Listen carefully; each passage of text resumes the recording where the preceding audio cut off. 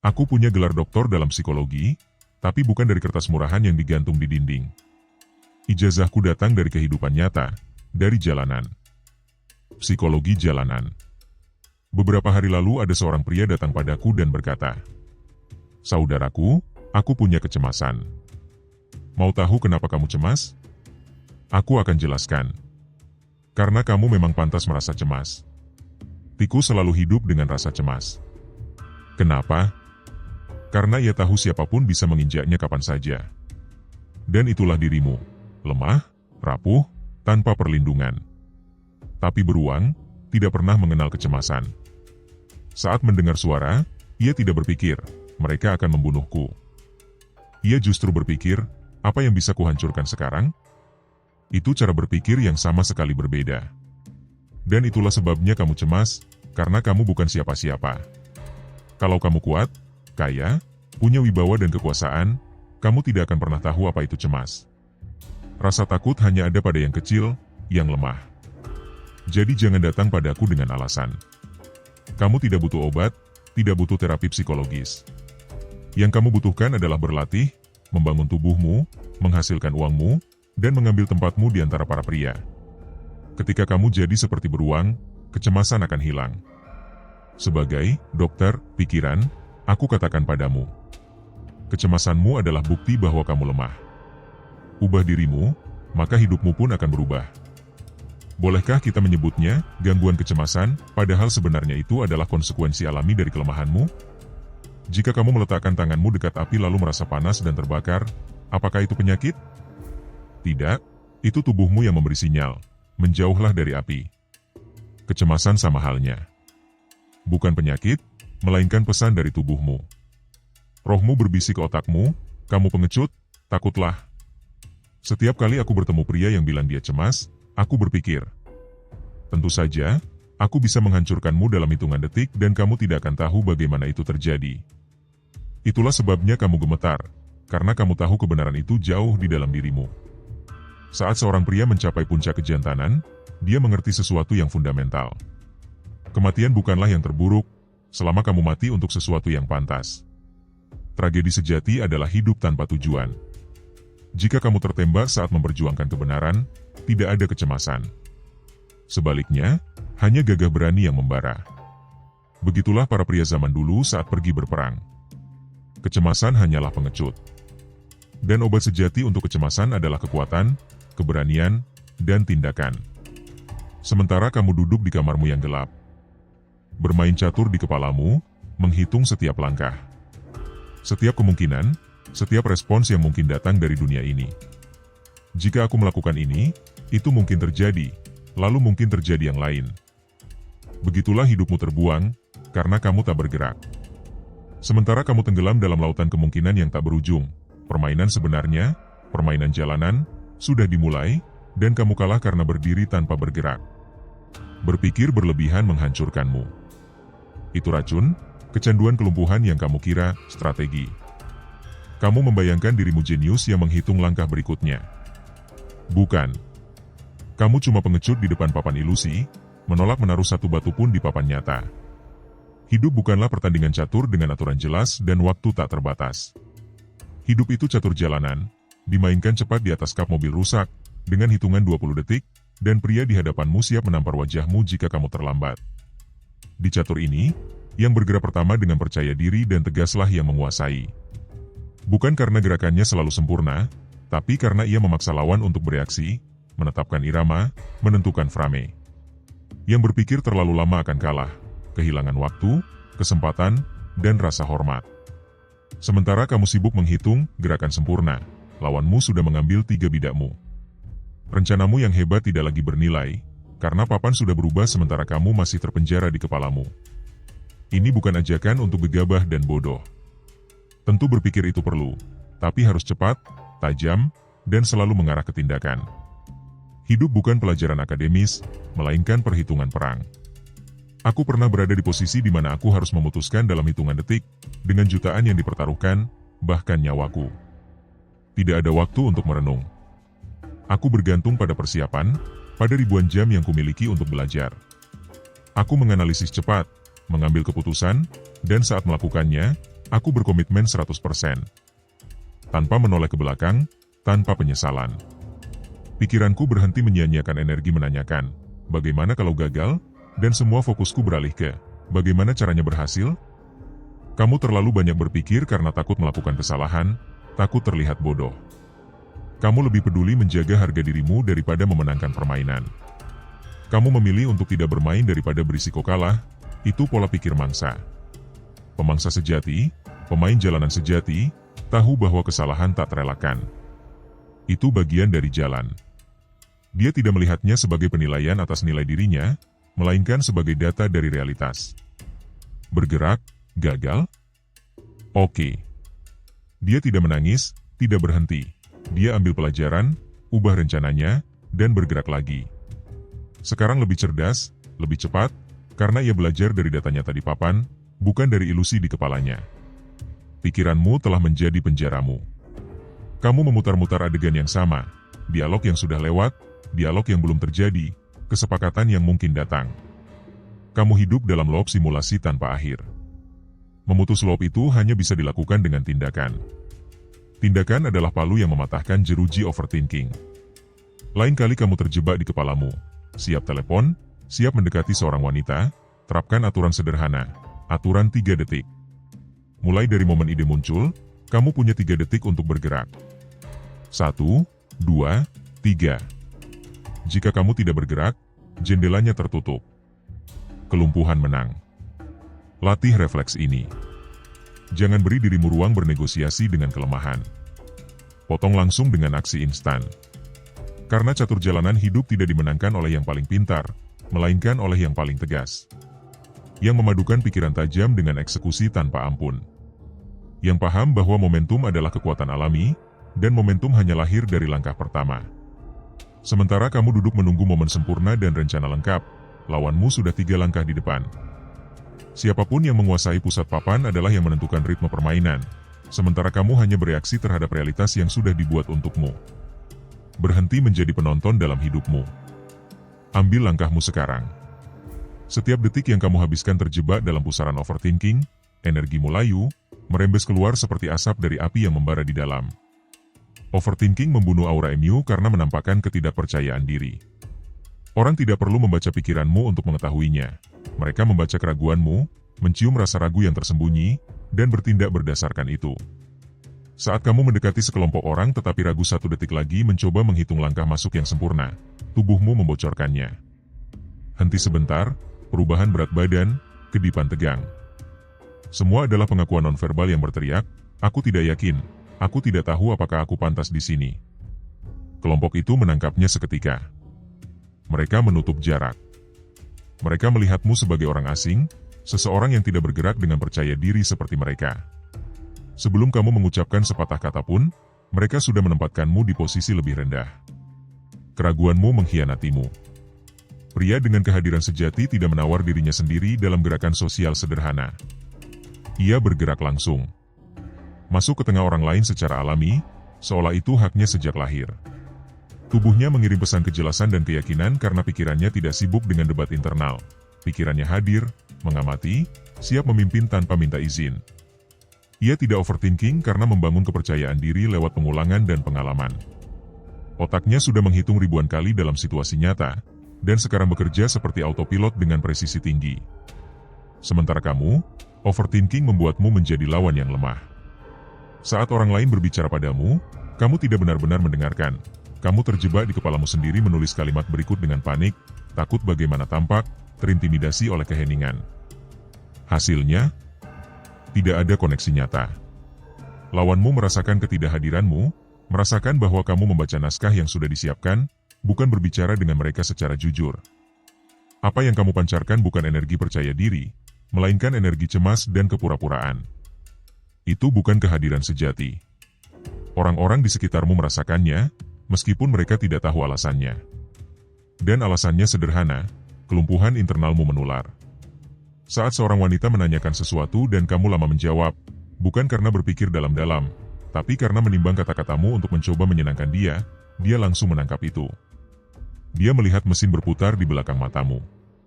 Pada saat itu, kamu bukan lagi pria sejati, melainkan algoritma yang mencoba dipecahkan. Dan dengan itu, daya tarikmu padam. Wanita tidak menginginkan mesin yang mencoba menyenangkannya, tapi realitas yang stabil, keyakinan yang tegas. Bahkan jika keyakinan itu berbeda dari pendapatnya, yang dia inginkan adalah pria yang tahu siapa dirinya, bukan bunglon yang mengubah warna demi menyenangkan. Solusi untuk racun ini bukan dengan berpikir lebih sedikit, tapi dengan berlatih lebih banyak. Kelancaran dan kepercayaan diri yang naluriah tidak datang dari menekan pikiran, tapi dari pengalaman yang banyak, dari menghadapi situasi berulang kali hingga respons menjadi bagian dari sistem sarafmu, otomatis tanpa usaha. Aku tidak perlu menulis di kepalaku apa yang akan kukatakan dalam wawancara atau negosiasi. Tidak perlu, karena aku sudah melalui ratusan situasi serupa. Otakku menyimpan arsip besar pengalaman nyata yang aku tarik polanya. Persiapanku tidak dimulai 5 menit sebelumnya, tapi sudah dimulai bertahun-tahun lalu. Hasilnya, aku bisa menangani situasi secara langsung, membaca apa yang terjadi dan merespons dengan cepat dan tepat, seolah-olah luar biasa bagi orang lain. Tapi itu bukan bakat, melainkan buah dari memutus lingkaran overthinking dengan terjun ke medan pertempuran. Dan kamu juga perlu menumpuk pengalaman itu. Perasaan tidak nyaman saat mendekati orang baru, atau saat memberikan presentasi, atau saat menampilkan dirimu, itu bukan penghalang, tapi arena latihanmu. Kamu harus melempar dirimu 100 kali, 1000 kali. Pada awalnya, ya, kamu akan gagal sebagian besar waktu. Dan itu baik. Setiap kegagalan adalah informasi baru. Setiap momen rasa malu adalah lapisan kekokohan yang terbentuk dalam jiwamu. Itu memprogram ulang otakmu dan membangun respons otomatis. Kamu membayar harga untuk membeli naluri sejati. Berhenti mencari kepastian di kepalamu. Kepastian satu-satunya ada dalam tindakan. Aura MU, kehadiranmu, dibangun dari setiap keputusan yang kamu ambil dan setiap ketakutan yang kamu hadapi.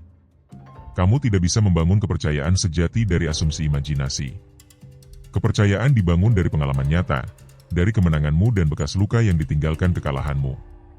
Keluar dari gua overthinking. Masuklah ke laboratorium realitas keras dan mulai bereksperimen. Kotorilah tanganmu.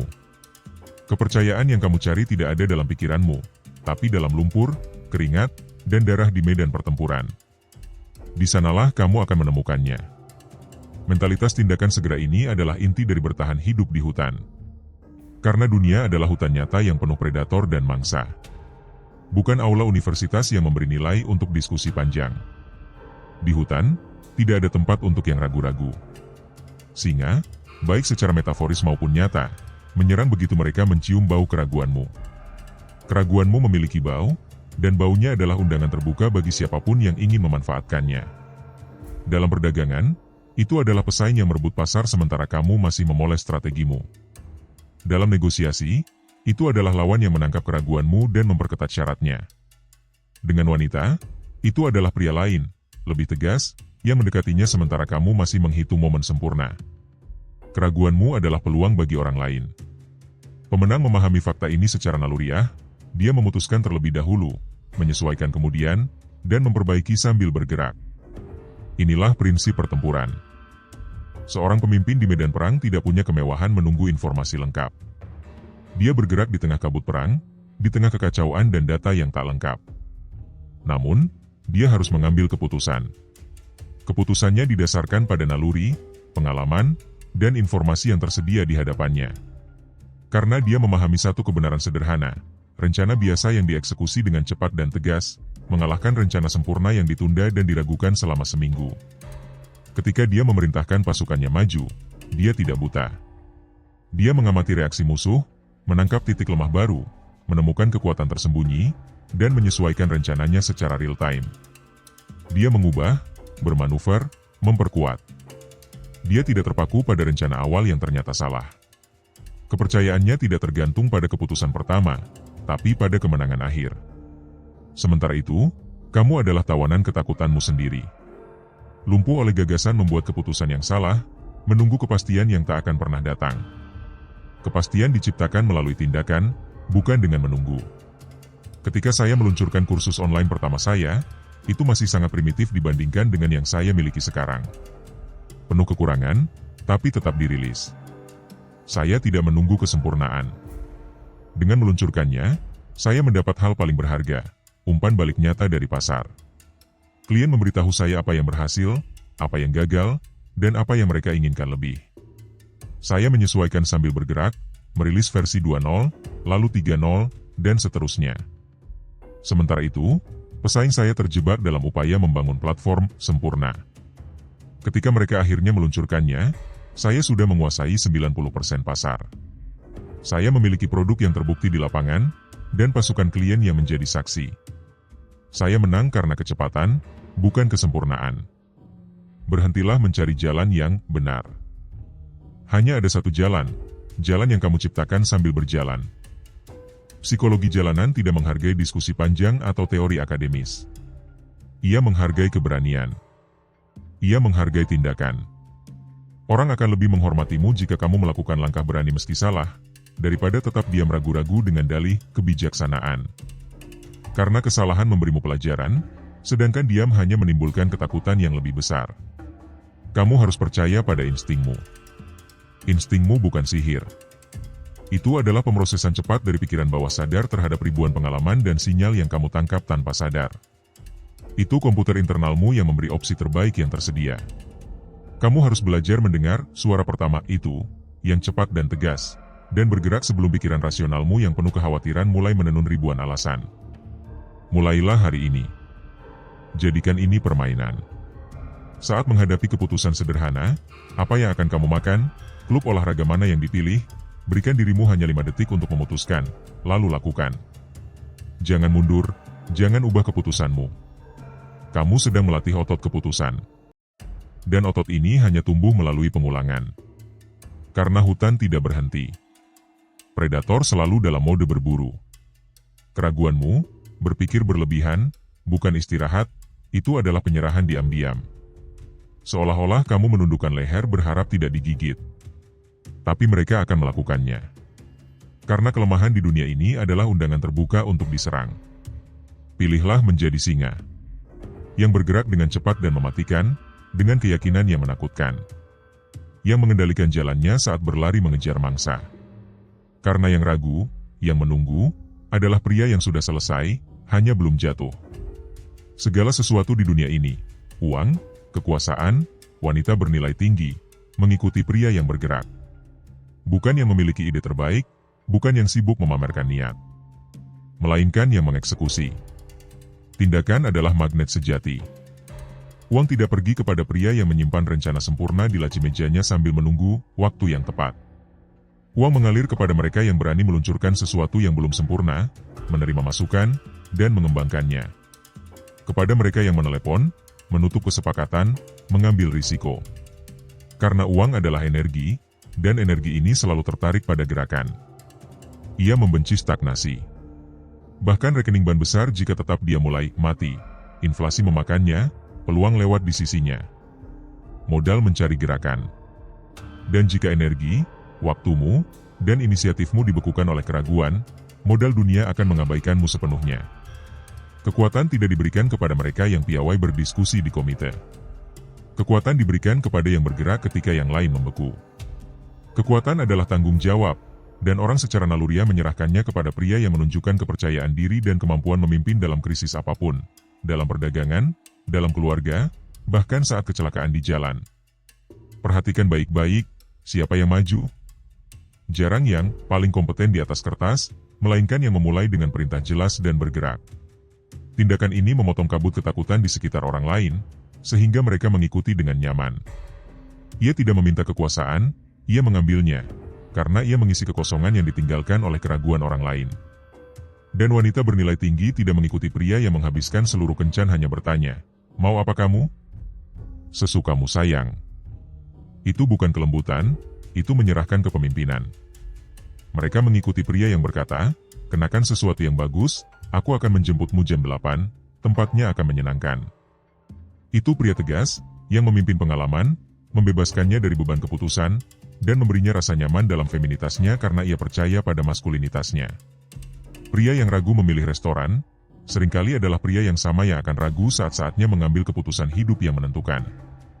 Keraguanmu dalam hal-hal kecil adalah cermin dari kelemahanmu dalam hal-hal besar. Dan orang lain menangkapnya seketika. Aku ingat sebuah kesepakatan yang hampir saja kuhilangkan. Negosiasi membeku, pengacara, kontrak, rincian tak berujung. Semua tenggelam dalam keraguan dan diskusi. Suatu pagi, aku muak.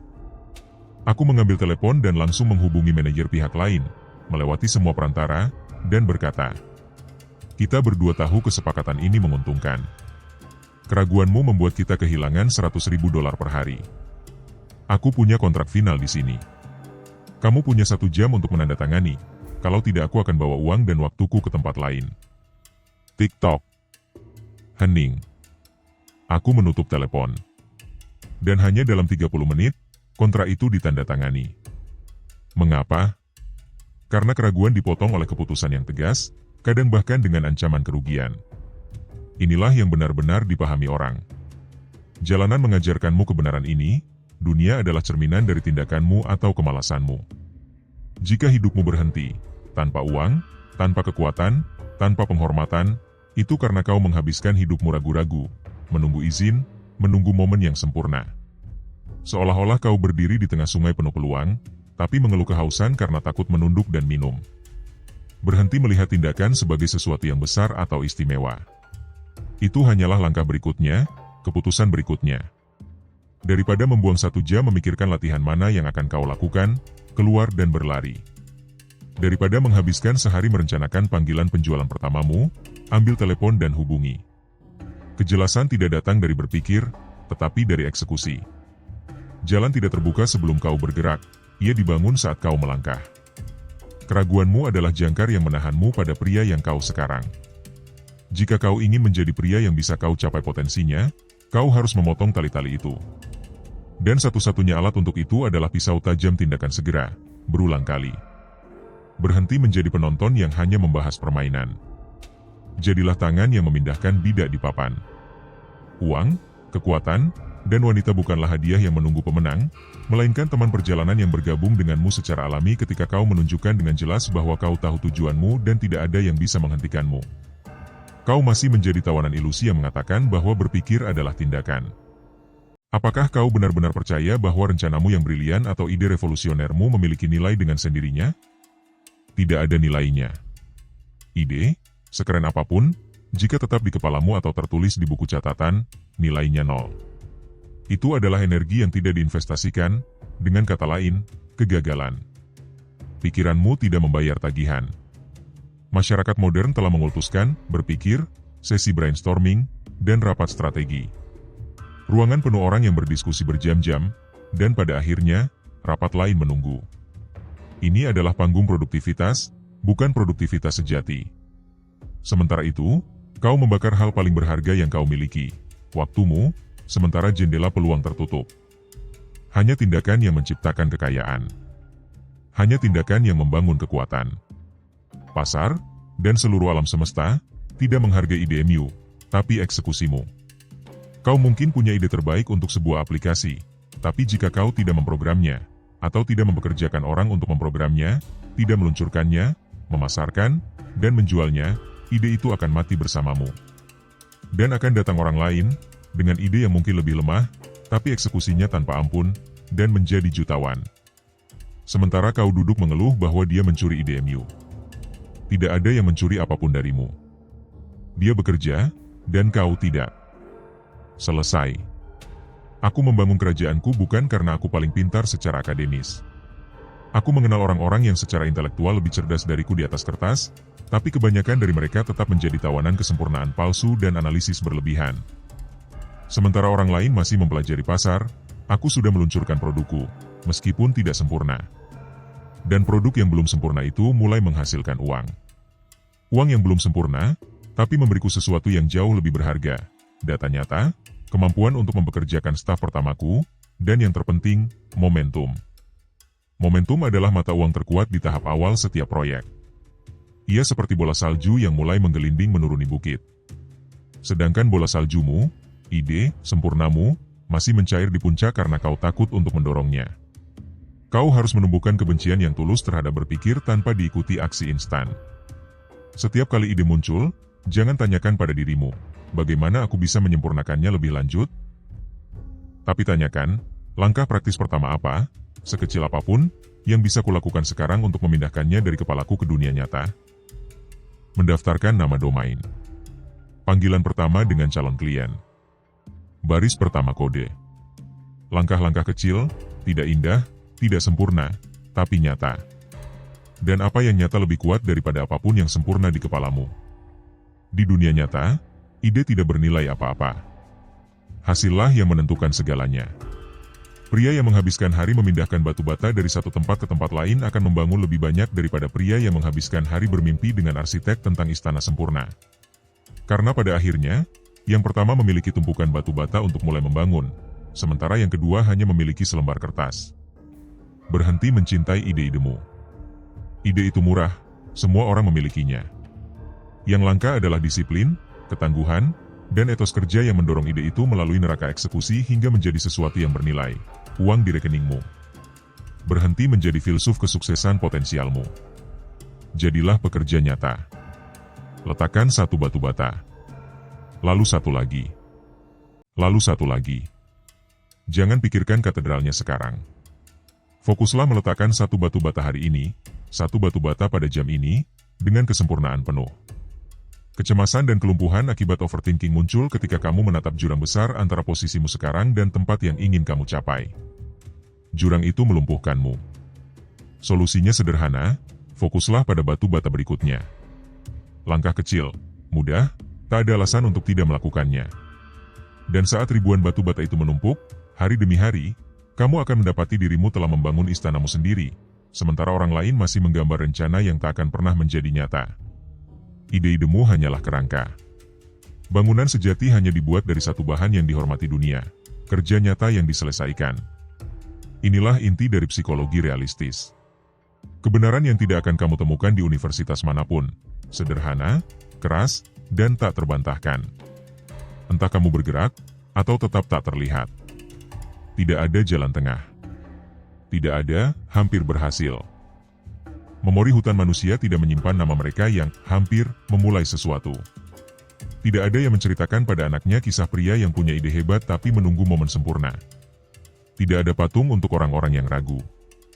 Warisanmu tidak diukur dari kedalaman ide atau kemurnian niatmu, tapi dari hasil yang kamu ciptakan melalui tindakanmu. Entah namamu dikenang karena apa yang telah kamu bangun, taklukkan, dan ubah dalam hidup orang lain melalui eksekusi, atau terlupakan seperti mayoritas pria. Mati dalam bayang-bayang adalah nasib 99% orang. Mereka hidup diam-diam, bekerja dalam pekerjaan yang dibuat orang lain, tinggal di rumah yang dibangun orang lain, menikmati hiburan yang diciptakan orang lain. Mereka melewati dunia sebagai penonton, meninggalkan panggung bagi para aktor sejati. Mereka tidak harus jahat, tapi mereka tak meninggalkan jejak. Mereka lewat, mengkonsumsi, mati, dan dalam satu generasi, nama mereka terhapus seolah mereka tak pernah ada. Inilah neraka dari kepasifan, sebuah jurang dari ketiadaan. Dan setiap hari kamu memilih kenyamanan daripada tindakan. Setiap momen keraguan, kamu melangkah satu langkah langsung ke jurang itu. Hukum jalanan jelas, perhatian adalah kekuatan. Perhatian tidak diberikan kepada mereka yang duduk dan berpikir, tapi kepada mereka yang berani bertindak. Satu langkah berani, meski gagal, menarik perhatian, menciptakan cerita, dan memberitahu dunia, aku di sini, aku pemain, dan aku siap mempertaruhkan segalanya. Saat aku memutuskan untuk menghasilkan 1 juta pertamaku, orang-orang di sekitarku menertawakanku. Pejuang ini ingin jadi jutawan. Mereka meragukanku. Tapi keraguan mereka menjadi bahan bakarku. Daripada duduk bermimpi, aku mulai bertindak seolah itu tak terelakkan. 18 jam sehari bekerja, belajar, membuat kesalahan, menyesuaikan. Aku berubah menjadi badai yang tak berhenti. Dan ketika jutaan pertama datang, itu bukan kejutan, tapi hasil logis dari banjir aksi tanpa ampun. Bukan ide yang membuatku kaya, tapi kecepatan eksekusi dan penolakanku mutlak untuk berhenti. Jika aku hanya duduk merencanakan dan menunda, aku akan tetap pejuang dengan ide bagus, yaitu, tidak ada. Kamu harus melatih dirimu untuk membenci kelumpuhan. Merasa bahwa satu hari tanpa kemajuan menuju tujuanmu adalah penyakit nyata. Bukan kecemasan akan masa depan, tapi kemarahan karena kemalasanmu di saat ini. Warisan tidak diberikan begitu saja. Warisan ditempa dengan palu setiap hari di landasan kerja keras. Disinilah pilihanmu. Apakah kamu akan menjadi pandai besi yang membentuk nasibnya dengan tangannya sendiri, atau tetap sepotong besi mentah yang berkarat dan terlupakan? Jalanan merangkum semuanya, tinggalkan jejakmu, meski hanya goresan. Jatuh dalam kesalahan saat mencoba membangun sesuatu yang besar lebih mulia 1000 kali daripada hidup benar yang kamu jalani tanpa mencoba.